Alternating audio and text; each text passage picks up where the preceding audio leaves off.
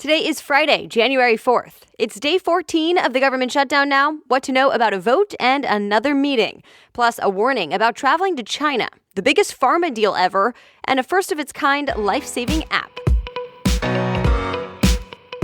Welcome to The Newsworthy. All the day's news in less than 10 minutes. Fast, fair, fun, and on the go. I'm Erica Mandy. Thanks so much for being here. You ready? Let's do this. Can they make a deal? The AP reports the White House has invited back congressional leaders from both parties for a second meeting today to talk about the government shutdown, because the first meeting earlier this week got nowhere. In the meantime, it became official. There is now a Congress divided. Democrats took control of the House of Representatives and elected Nancy Pelosi as Speaker, and they've already taken action. The Hill reports the House passed a couple of spending bills last night. One would fund 6 government agencies for the year. The other would fund the Department of Homeland Security only until February to provide more time to negotiate border security, but still end the shutdown. But here's the thing. It's not likely to pass the Senate, so it won't go far. And the president would have to give the thumbs up. That's not likely. Remember, President Trump is demanding $5 billion for a wall, saying a wall is a must for border security. The House bills don't have that wall money. Democrats say it's wasteful, but they hope their action this week will at least put pressure and blame on Republicans. Either way, the partial government shutdown continues, and hundreds of thousands of federal workers will wrap up week 2 now with no pay. U.S. stocks are down again. The AP reports a 5% drop in tech stocks yesterday was the biggest drop for the sector since 2011. It all comes after that surprise Apple news we talked about yesterday, that Apple said iPhone sales are down in China, so the company's revenue will be down too. Apple dropped 10% yesterday. That's billions of dollars. And investors are worried China's economy is weakening overall. It's the second largest economy in the world after the U.S., so this has a big impact. Then, a not-so-great report about U.S. manufacturing did not help.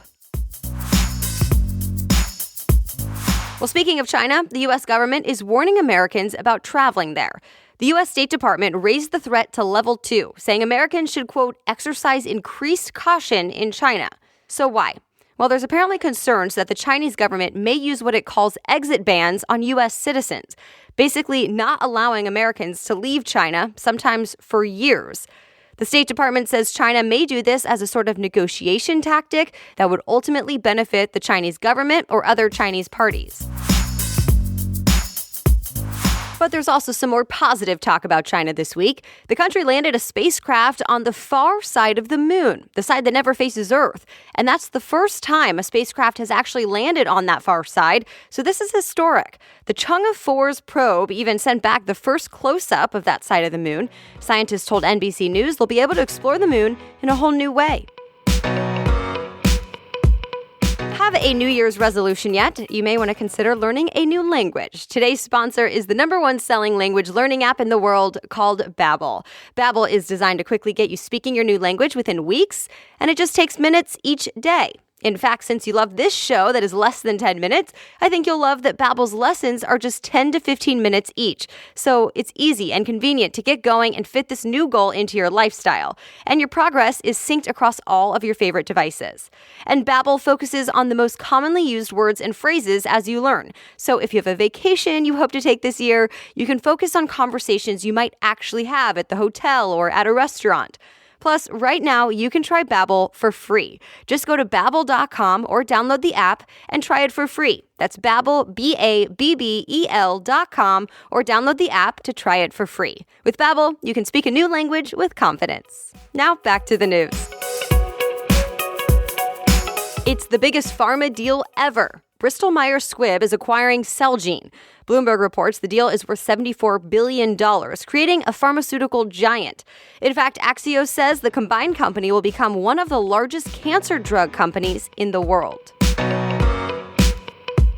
A new app might be able to tell you before a big earthquake hits. ABC News reports it's the nation's first publicly available mobile earthquake warning system.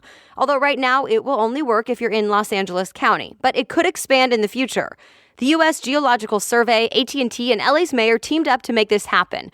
Basically, you download the Shake Alert LA app, make sure location services and notification settings are turned on, and then you should get an alert on your phone, sort of like an Amber Alert, 10 or 20 seconds before you feel shaking from a major quake.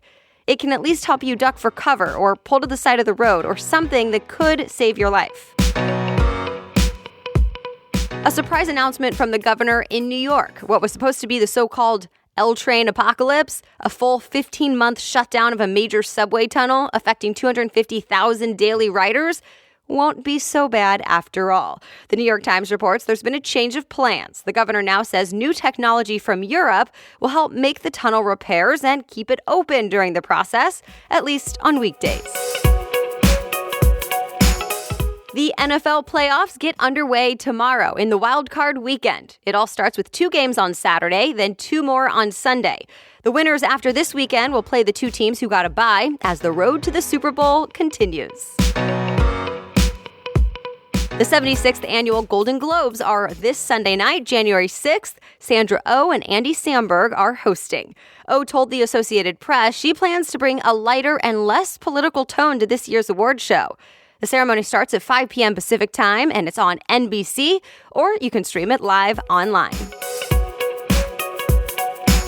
And that's it for today. You are all caught up. If you get value out of the newsworthy, I would be so grateful if you spread the word about it this weekend. Tell a few friends to get out their phones and subscribe to be in the know every weekday in 2019.